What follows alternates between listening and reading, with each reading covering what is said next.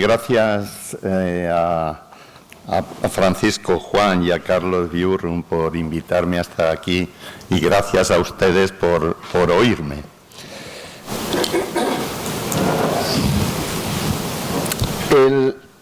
Estos serían algunos de los factores de cambio que podemos analizar. Yo voy a detenerme solo en 3 de ellos. El primero, lo que sería el cambio tecnológico. Y no les voy a hablar nada ni de Big Data, ni de apps, ni de ningún otro tipo de artilugios. Seguro que más o menos los conocen ustedes y además, para mí, el interés estriba en ese cambio tecnológico en 2 elementos importantes. Para mí, convertirse en una empresa digital en estos momentos no es simplemente utilizar las tecnologías digitales en la organización. Supone el tratar de utilizarlas para crear una trama muy amplia que incluya, obviamente, la propia empresa y sus empleados, pero también sus clientes y, en ocasiones, incluso empresas competidoras. Una trama que viabilice lo que son elementos de cambio que generen un aumento en lo que es la creación de valor y el crecimiento. Y si hablamos de salud, la situación para mí de estas tecnologías digitales en salud, ya digo, es una opinión personal, podría definirse como de alto potencial, de lenta adopción y de lento retorno. Y uno tiene que tener en cuenta estos elementos cuando se mete en este mundo.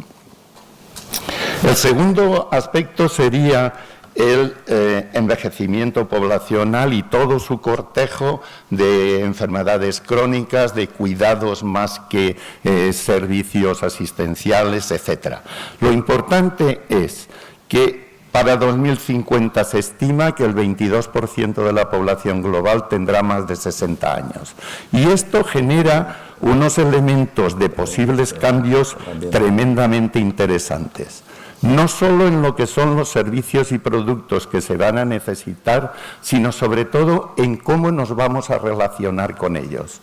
Un área, creo yo, de gran potencial en este futuro inmediato será lo que es el domicilio y su movilidad y la relación con tecnologías e-IM Health. Y por último, el nuevo consumidor. El nuevo consumidor, con gran sensibilidad, exige atractivo y un servicio personalizado que cada día se vuelve más complejo, como consecuencia de la posibilidad que tienen de acceder a información verdadera o falsa, eso es indiferente, pero que la van a manejar y que van a obtener visiones de servicios y productos que después nosotros le vamos a ofrecer. Con toda esta historia de 6 tendencias y la velocidad con que éstas se están produciendo, este es el nuevo campo de juego que van a tener. Un campo de juego que tiene elementos que, como la incertidumbre, ¿puedes quitar el Flash Will Resume? Que como la incertidumbre o la complejidad, etcétera, eran elementos que anteriormente nosotros intentábamos evitar o corregir. Hoy es la nueva normalidad y sobre esa nueva normalidad es donde van a construir la estrategia global que van también a necesitar. Por lo tanto, tienen que repensar su visión. En algunos trabajos que hemos hecho con DKV, por ejemplo, hemos trabajado este tema y en algún sentido se trata ya de ir a elementos que tienen que ver con pasar de lo que es asistencia sanitaria y el centro en el profesional sanitario a un nuevo mantra que sería la salud como objetivo y el cliente como centro. Y eso a la postre lo único que significa es cambiar el mundo del seguro sanitario. Con estos planteamientos tendríamos 3 elementos estratégicos. No hay enfermedad y salud como elementos contrapuestos. Es un continuo salud-enfermedad sobre el cual influyen elementos sanitarios y elementos no sanitarios, que inclinan la balanza hacia uno u otro sitio. Me gustaría recordarles que la asistencia sanitaria aporta a la salud el 27% de esta y consume el 78% de los recursos. Y yo la etiquetaría en algún sentido como el reconocimiento de un fracaso en salud. Consideraríamos y deberíamos considerar pues esa salud no como un fin en sí misma, sino como un recurso para la vida. El segundo elemento estratégico es que la salud van a tener que entenderla conectada con la vida cotidiana, con lo que es el trabajo, la familia, la comunidad y el mundo en general. Un estado de ansiedad prolongado, la inseguridad en el trabajo, lo que es una autoestima baja, la falta de control sobre la familia o sobre el propio ámbito de trabajo, son elementos que van a generar profunda afectación en la salud y que tendrán que tener en cuenta. Si analizamos todos estos hechos para buscar nuevas respuestas y nos planteamos el círculo de oro de Simon Sinek, la primera pregunta, aunque parezca ridícula, sería ¿para qué existe la compañía aseguradora? ¿Cuál es su función? ¿Por qué es importante? ¿Por qué alguien le tiene que preocupar que exista aparte a los propios trabajadores o directivos de la misma? El planteamiento ya no es un aseguramiento de salud, esa es una consecuencia. El planteamiento es un compromiso de esa organización con la salud. Y el cómo desarrollarla no son mediante genómica, esos son otra vez planteamientos de prestaciones. Pero lo que tiene que entender es que el cómo es una relación con su cliente en base a ese compromiso que contrae. Y el qué no son productos ni servicios, que son otra consecuencia. El qué son las necesidades de esos clientes. Por lo tanto, hay un compromiso que dice, compromiso con mi salud, relación contigo para definir conjuntamente qué significa ese tema y necesidades de los clientes que las vamos a evaluar y las vamos a cubrir mediante aquellos productos que sean necesarios. Todo esto obliga, en alguna forma, a plantear también cuáles son esas reformas o esos cambios en este modelo de salud. Y el primero que nos tenemos que plantear es reorientar en ese modelo de salud la relación con el cliente individual en una forma tal que viene a decir que va desde antes del nacimiento hasta la muerte. Eso es lo que se está definiendo hoy en día como el camino de salud y vida para un individuo. Entendiendo que hay una serie de elementos y de planteamientos y de situaciones de salud que son cambiantes a lo largo de esa trayectoria y que por lo tanto deben plantearse también como cambiantes los elementos de aseguramiento. Sobre esa vida, ese camino de la vida, intervienen elementos genómicos que, y también es una opinión, en contra de lo que oí ayer por la tarde, no son los más importantes. Son simplemente probabilidades de que ocurran cosas. Y sobre esas probabilidades actúa lo que sí es verdaderamente importante, que son estilos y conductas de vida. Si uno tiene unos estilos de vida en el que tiene una alimentación aceptable, hace ejercicio, no fuma, etcétera, probablemente, incluso contra elementos genómicos negativos, va a tener una vida larga y saludable. Y el tercer aspecto a remarcar es el concepto de estilos y conductas, elementos que tienen que ver con la pobreza. Esto insistiré un poco después.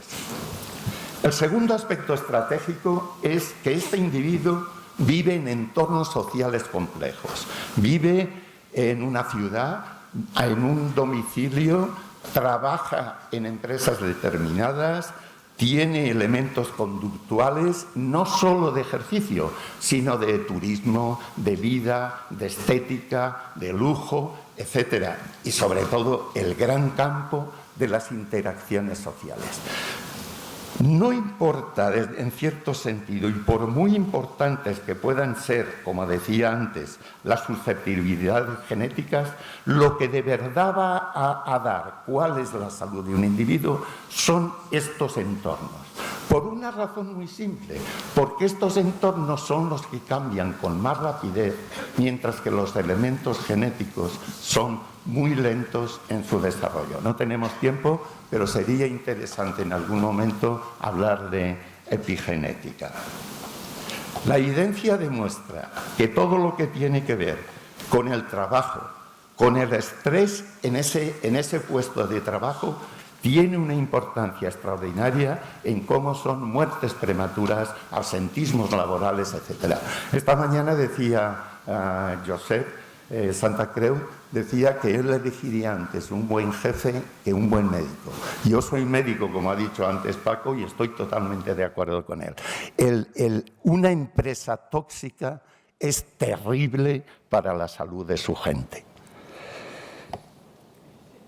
O bien todo lo que he dicho antes de interrelaciones sociales, todo aquello de los grupos, el establecer relaciones entre ellos, hace que la gente se sienta cuidada, querida, estimada y valorada.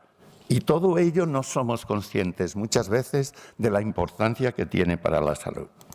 Por lo tanto, nuevo paradigma, nuevas tendencias, nuevos planteamientos, nuevas reglas de salud. Nuevas reglas de salud que empiezan por yo hago mi salud. Yo hago mi salud, yo soy agente activo de mi salud. Yo soy el que decide ese camino de la vida. Yo soy el que decide cuáles son mis hábitos, dónde vivo y cuál es mi entorno. Cada día soy más conocedor de elementos que tienen que ver con este tema y por ello exijo también una centralidad y un empoderamiento y cada día más exijo una personalización, entendiendo por esa personalización un elemento de un seguro, de una atención fácil, rápida, eficaz y precoz. Quiero que se mantengan y se entiendan lo que son mis entornos sociales y quiero que mis agrupaciones sociales tengan que ver con este planteamiento de mi salud.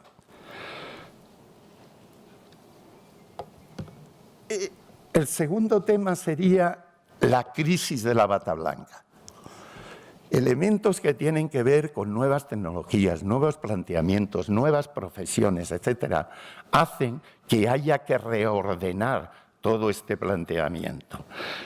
Inteligencia artificial aplicada a la salud, algoritmos de decisión clínica. En estos momentos, por ejemplo, estamos colaborando con DKV en el desarrollo de 284 actos diagnósticos y terapéuticos de 16 especialidades para establecer algoritmos de decisión que ayuden a los profesionales en base a evidencia científica. Eso va a ser cada vez más. La robotización del diagnóstico y de la terapéutica. Planteamientos en que el médico va a actuar como gestor, diseñador y operador de nuevos planteamientos de inteligencia artificial. Daniel Kraft, de la Universidad de la Singularidad, llega a decir que lo que va a ser un dispensador de apps. Espero que llegue a ser algo más que eso, por mi propia profesión. Pero en algún sentido tiene un poco de razón. Y el tercer aspecto es que como consecuencia de esas dos reglas, el planteamiento de ecosistemas de salud. La palabra ecosistemas la definió un biólogo un biólogo británico en 1930. Y lo que venía a decir era que era una agrupación de organismos que colaboraban entre sí con el entorno, creaban nuevas formas de actuar, resultaba que se influían unos a otros y eran capaces de mejorar su futuro. Cambiemos una serie de organismos vivos por una serie de empresas de salud y tendrán el concepto de ecosistemas empresariales en salud. A la postre lo único que son nuevas formas de organizar para dar respuesta a estas nuevas formas de salud. Ecosistemas que estamos hablando de una organización nueva de negocios en las que reúne a múltiples empresas socios de distintos temas, formas y tamaños que se reúnen para dar respuestas que están mucho más allá de lo que podría hacer una única empresa. Su diversidad y su habilidad colectiva para aprender, desaprender, adaptarse, etcétera, va a ser la pauta que defina su supervivencia. Cada una de las empresas aseguradoras que están aquí van a tener que buscar su nuevo norte para encontrar el éxito futuro. Y da igual que quieran o no, es obligatorio, les va a ocurrir. Y si no, van a desaparecer como planteamiento. Pueden seguir, pueden continuar, pueden avanzar en el mismo camino, pueden dar respuestas cuantitativas o luchar por el mismo espacio o diferenciarse mínimamente o en una lucha de precios que muchas veces es suicida y lo que acaba es en un canibalismo entre empresas. O, por el contrario, pueden salir, innovar, descubrir y manteniendo lo que están haciendo, porque es obligatorio, buscar otras respuestas cualitativas y no solo cuantitativas, ir a esos espacios que hemos dicho del individuo, espacios vitales en los que hay verdaderas oportunidades, o pueden plantearse esos ecosistemas de colaboración, buscar nuevos mares azules en los que haya nuevos caladeros, nuevas artes de pesca y nuevos pescados a los que ir. Este es un hotel es una habitación de un hotel que está en los Alpes suizos. No tiene ni paredes ni techos. Solo funciona cuando no llueve. Los propietarios dicen que está destinado a contemplar las estrellas y a escuchar el silencio. Tiene lista de espera y no es de los más baratos de los Alpes suizos. Ayer se trataba de la enfermedad a la salud. Digo ayer estratégicamente. Obviamente vamos a estar un montón de tiempo y un montón aún de años trabajando este concepto de la enfermedad a la salud. Tendremos que adaptar muchas cosas. Pero hoy, estratégicamente, ya es pasado. De enfermedad a salud ya es pasado. Se trata de enfermedad a felicidad. La gente, mucha gente, se siente, sobre todo economistas, se sienten incómodos con esta palabra. Es una palabra como etérea, ¿no? Y sin embargo, la felicidad en el concepto que voy a definir es tremendamente importante en lo que sería el concepto salud. La felicidad la definimos en ese sentido de salud como una percepción del individuo que es distinta incluso de la propia realidad. Es su percepción y pertenece al espacio emocional del individuo y por lo tanto es cambiante. Es cambiante en el tiempo, en los momentos, en todo lo que suponen situaciones de edad y de vida, etc. En realidad, no debe ser considerada como algo que se consigue con el tiempo y a lo largo de la vida. Eso sería absurdo, porque sería convertirlo en irreal.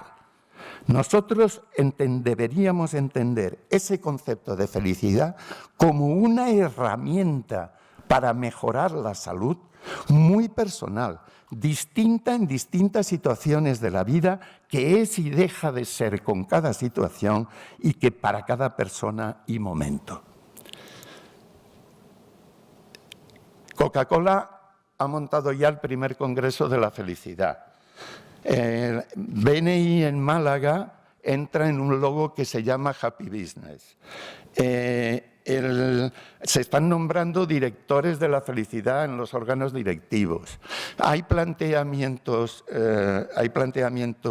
no solo Bután con su sustitutivo del índice de producción bruta, sino que ya Naciones Unidas ha generado un indicador de 168 países sobre la felicidad, sobre las razones de la felicidad, medidas con escalas, etcétera, etcétera. Y determinados países nórdicos están usando ese índice para generar una agenda política de cambio.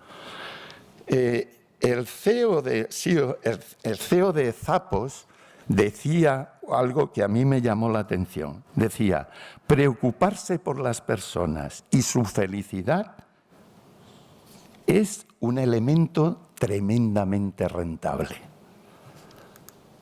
Muchas gracias.